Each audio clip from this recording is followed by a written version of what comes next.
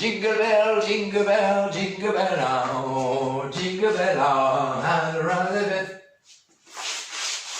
Hey, salut les amis bricoleuses, salut les amis bricoleurs, j'espère que vous allez super bien, c'est bientôt Noël, je vous l'avais promis, cette petite vidéo va être consacrée aux 10 outils électroportatifs indispensables dans un atelier, ou alors pour faire des cadeaux à Papa Noël, pour la fête des pères, pour la fête des mères, pour l'anniversaire, pour qui tu veux. Allez, c'est parti!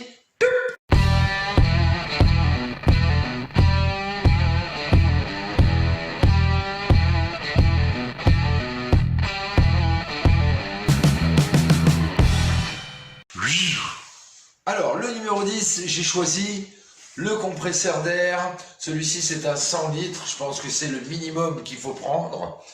Il fait 3 chevaux et puissance 8 bars. Puissance finale restituée 7 bars. Donc, c'est vraiment impeccable. Tu vas pouvoir faire fonctionner tout un tas de petits outils là-dessus pour l'entretien. Déjà, vérifiez sur la notice d'utilisation tous les combien d'heures il faut vidanger l'huile moteur. C'est hyper important. Deuxième vidange très importante à faire, après chaque utilisation, il faut vidanger la citerne parce que celle-ci, elle est en métal. Donc, dans l'air, eh bien, il y a de l'humidité et cette humidité va stocker au fond de la cuve et ça va commencer à rouiller. Pour les petits outils, tu peux directement prendre un kit comme ça, tu vois. Voilà, je te montre tout ce qu'il y a à l'intérieur. Voilà, ça c'est le genre de kit, dans les bons magasins de bricolage, tu le trouves entre 30 et 40 euros maximum. À l'intérieur c'est complet, la petite buse de soufflerie, voilà ce qu'on appelle la soufflette vulgairement. Alors là ici j'ai un autre tuyau, il y en a un compris dans le kit mais j'ai préféré en racheter un autre. C'est un blindé, ça fait 10 ans que je l'ai acheté en même temps que le compresseur. Ça ne bouge pas, c'est super solide. Le pistolet à peinture, la petite burette soit pour huiler, soit pour mettre du dégraissant, pour nettoyer les moteurs, les machines, etc. La petite soufflerie avec le manomètre, ça c'est pour gonfler les pneus. Un petit tuyau de soufflage, il n'est pas énorme, il n'est pas grand, c'est pour ça que j'en avais acheté un autre. Et il y a même des embouts pour gonfler les roues de vélo, des ballons, des aiguilles. Et il y a même une petite buse pour gonfler directement les piscines en boudin, là, les trucs pour enfants. Ça peut être pratique, ça peut servir pour autre chose. Donc voilà, tout est là-dedans. Autre petit outil que tu peux prendre, c'est une meuleuse d'angle, pareil, qui va se connecter sur les raccords rapides, sur le compresseur. Bon, allez, tout de suite, on passe au numéro 9. Le numéro 9, eh bien, c'est le mini-groupe électrogène. Celui-ci, c'est un inverteur 2000 watts max. Donc, tu vas arriver à sortir 1750, 1800 watts réel maximum. Mais c'est déjà énorme. C'est pratique pour tous les petits outils électroportatifs filaires. C'est aussi super pratique pour la maison. Une coupure d'électricité, tu sais pas combien de temps ça va durer. Si tu as un petit congélateur qui fait moins de 1800 watts, moins de 2000 watts, tu vas pouvoir brancher ton congélo ou ton frigo ou des appareils où tu n'auras pas le choix et avoir aussi quelques lampes à la maison le temps que le courant revienne. Ça fonctionne au mélange essence plus de l'huile de temps, c'est un moteur de temps. Ça contient 4 litres de réservoir. Et ça va te dépanner dans toutes les situations. Allez, maintenant, on passe au numéro 8. On va directement passer à la meuleuse d'angle. C'est une 230, voilà, 23 cm, la taille du disque que tu peux mettre à l'intérieur. Tu peux utiliser des disques diamants pour les céramiques, le béton, etc., les parpaings. Ensuite, des disques à tronçonner le métal ou encore des disques à lamelles pour poncer, décaper. Évitez de prendre le premier prix, je vous le dirai toujours parce que tôt ou tard ça va tomber en panne rapidement. Les charbons qui sont dessus, c'est pas de la top qualité. Le bobinage non plus, souvent c'est des bobinages alu. Le premier prix, c'est pas du bobinage cuivre pour le moteur. Donc forcément que en très peu de temps, ça va rendre l'âme. Alors tu peux prendre les marques de distributeurs de la GSB. C'est la seule fois que je vais te conseiller ça. Pour la simple et bonne raison, c'est que quand tu débutes dans ton chantier, dans ta maison, etc., il vaut mieux prendre ce genre d'outil-là parce que dans la GSB, c'est garanti minimum 2 ans. Et en général, le constructeur rajoute 1 an. Donc ça fait 3 ans de garantie. Et souvent, c'est ce genre d'appareil, au bout de 2 ans, comme tu leur en mets plein la courge, eh bien, ils finissent par rendre l'âme. Et ben, ce que tu fais, tu le ramènes au magasin, garanti, quand c'est de l'électroportatif, ils ne cherchent pas spécialement à réparer, échange standard, et hop, tu as un nouvel appareil. Donc, c'est ce que je te conseille. On passe au numéro 7. J'ai choisi le marteau burineur. Super pratique quand tu as des trous à faire, quand tu as du béton à casser, quand tu as des murs à casser, démonter des murs en pierre, etc. Là, celui-ci fait presque 6 kg, 5 kg 7. Il faut quelque chose de costaud, d'assez gros. Mais tu vas avoir quelque chose de compact, de bien dur et qui va pouvoir faire du gros boulot dès que tu commences à attaquer des gros trucs. Et surtout, ça va durer longtemps. Cet appareil, il a plusieurs fonctions. Perçage, tout simplement. Ensuite, il a la fonction marteau perforateur. Donc, tu vas pouvoir percer et en même temps, l'appareil, il va donner des à-coups et qui va permettre de percer dans des choses plus solides, plus robustes, comme le béton armé, des choses comme ça. Et ensuite, tu as la fonction marteau burineur. Et là, tu vas utiliser ce genre de burin, voilà, soit un burin à tête pointue ou un burin à tête plate. Et là, eh bien, tu vas pouvoir éclater des dalles en béton, des murs en parpaing, si tu as des grosses dalles à casser, ou faire des saignées pour passer des câbles, des tuyaux, etc. Ça, c'est le copain indispensable. Allez, maintenant, on passe au numéro 6. Donc, pour tous ces outils, c'est toujours pareil. Quand vous les offrez, eh bien, gardez le ticket de caisse et la boîte d'origine. Comme ça, quand il y a un souci avec l'appareil, même si c'est pris sur Internet, sur des plateformes Internet, eh bien, tu remets l'appareil dedans, le petit ticket de caisse, tac, tac, tac, soit tu le renvoies. Et si c'est en magasin, ben c'est pareil, ramène-le toujours avec la boîte d'origine, comme ça les gens, ils voient déjà que tu fais l'effort d'entretenir et de prendre soin de ton matériel. Allez, notre numéro 6, c'est la petite ponceuse à ruban. Alors, quand je dis petite ponceuse, j'en ai testé plein, déjà 2 ou 3. Et finalement, je me suis retourné sur de la qualité, quelque chose qui tient la route. Et finalement, quand j'additionne le prix des 2 ou 3 machines que j'ai achetées, ben celle-là, finalement, je l'aurais pris tout de suite, c'était beaucoup moins cher. Pensez à peser le pour et le contre pour qui sait si c'est un débutant, un confirmé, un pro. Mais du milieu de gamme, chez du professionnel, comme admettons, là, ici, je vais donner la marque, je vais vous aiguiller, ça commence par Maki et ça finit par Ta. Eh bien, elle m'a coûté 152 €, voilà. Mais je fais tout avec, quasiment tout, mais tous les gros boulots, je fais avec ça.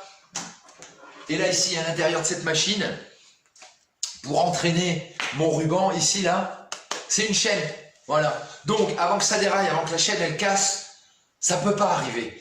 Si tu veux prendre un modèle d'une autre marque pour ce genre de produit, je vais vous déconseiller 2 marques, parce que j'en ai fait les frais. Donc, Works. La marque Works, c'est avec le 1X, là, orange, je sais pas quoi, t'en font une pub de fou. T'en as pour 80 balles la machine, et en 4 heures d'utilisation, elle était morte. Voilà, donc remboursé, parce que là je voulais pas d'échange, je voulais pas reprendre la même cacaille. Donc je me dis, je vais me diriger vers du semi-pro, milieu de gamme. Donc je vais chez Ryobi, parce que pareil, ouais, la pub de fou, machin, c'est pareil, c'est de la caille. Aspiration cyclonique, nanana, tiens, je me suis fait un peu avoir, ou alors c'est tombé sur moi, mais à 3 reprises différentes, le bouton de démarrage de la machine, eh bien au bout d'1 heure et demie, ben, il ne voulait plus démarrer. Donc quand même, faites attention, les vendeurs, ne les croyez pas tous, ne les écoutez pas tous, allez sur Internet, pas spécialement chez le fabricant, mais chez des gens, regardez des vlogs, des blogs, des machins, hein. Renseignez-vous pour faire votre petite idée, pour choisir le cadeau, que ce soit pour vous ou quelqu'un que vous aimez. Allez, on passe au numéro 5. J'ai choisi la scie circulaire. Ça aide à couper des gros diamètres. Il faut passer sur chaque face, mais tu peux couper quand même des gros diamètres, et surtout sur des bois solides, des bois durs. Eh bien, tu vas moins te jouer la vie qu'avec une scie égoïne, ou alors il faut prendre la tronçonneuse.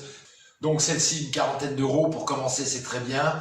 Après, si tu peux rajouter un disque à tronçonner, alors souvent elles sont vendues avec, il y en a un déjà fourni dedans. Prends ce choix-là, c'est pas plus mal.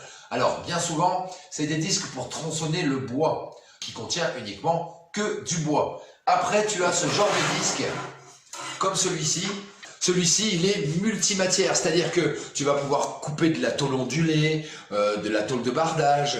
Si tu récupères du bois pour brûler dans la cheminée, et des fois il y a des clous qui ont été plantés dedans, ou même c'est une vieille charpente, ce genre de disque-là, je te montre un peu la gueule des dents, voilà, tu vois. Eh bien, si tu tombes sur une pointe dans ton morceau de bois, ça va couper la pointe et ça va pas abîmer ton disque. Il faut démonter le disque qui servait que pour le bois et mettre ce disque-là pour couper du bois qui est peut-être truffé de ferraille, de bouts de clous, de pointes, voilà.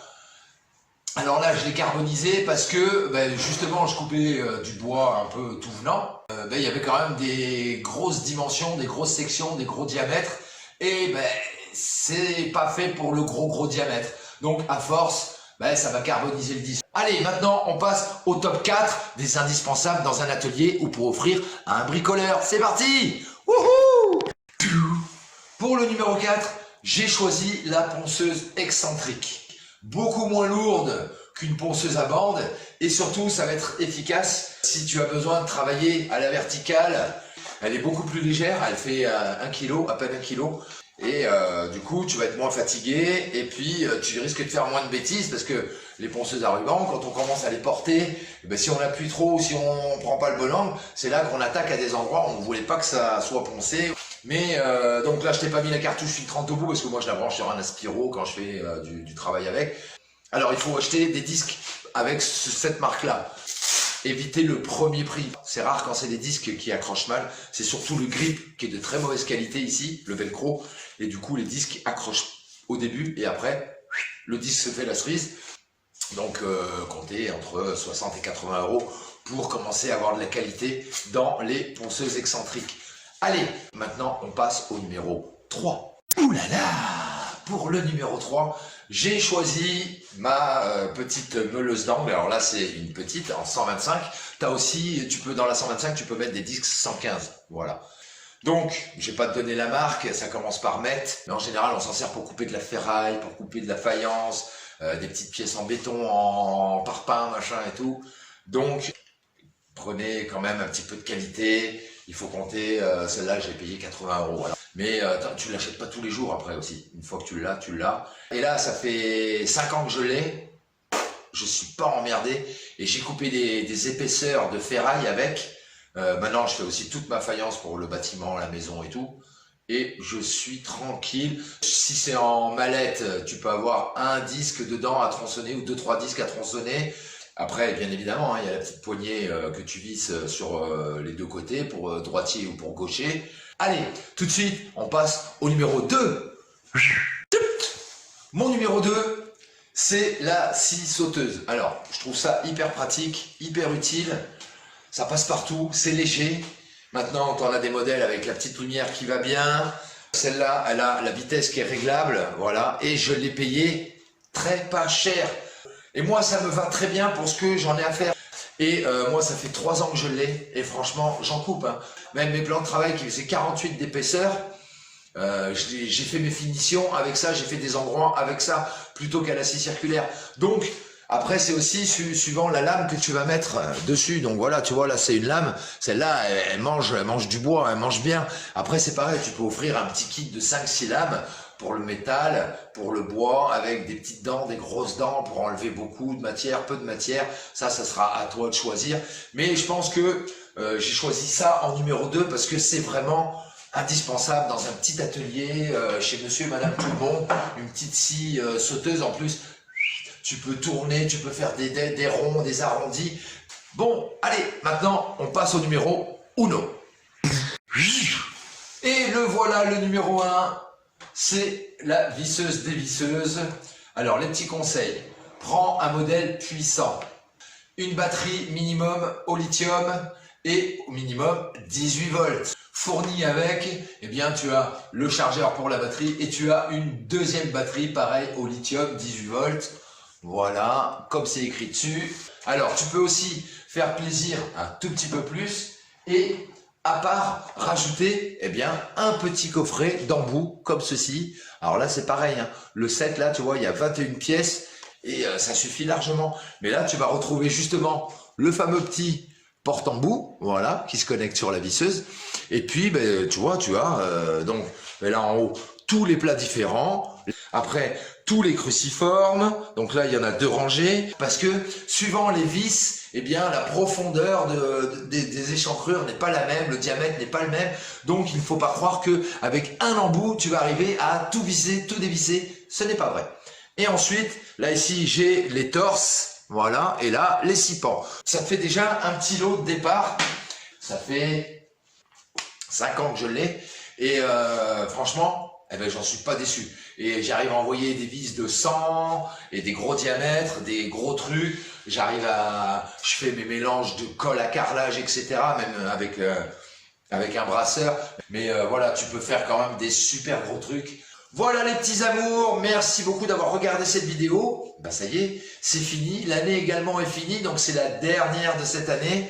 Je vous remercie encore tous énormément de vous abonner, de laisser des petits pouces en l'air, de laisser des commentaires. Et comme je vous le dis toujours, pensez à la récup, c'est ce qui va vous permettre de pouvoir vous acheter des bons outils électroportatifs, manuels et des bons matériaux.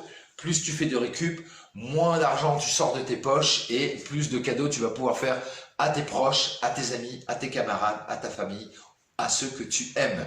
Passez d'excellentes fêtes de fin d'année, un très très bon Noël à tous. On se retrouve l'année prochaine. Encore plein de bisous et je vous dis à bientôt pour une nouvelle vidéo de Reno. Salut les amours.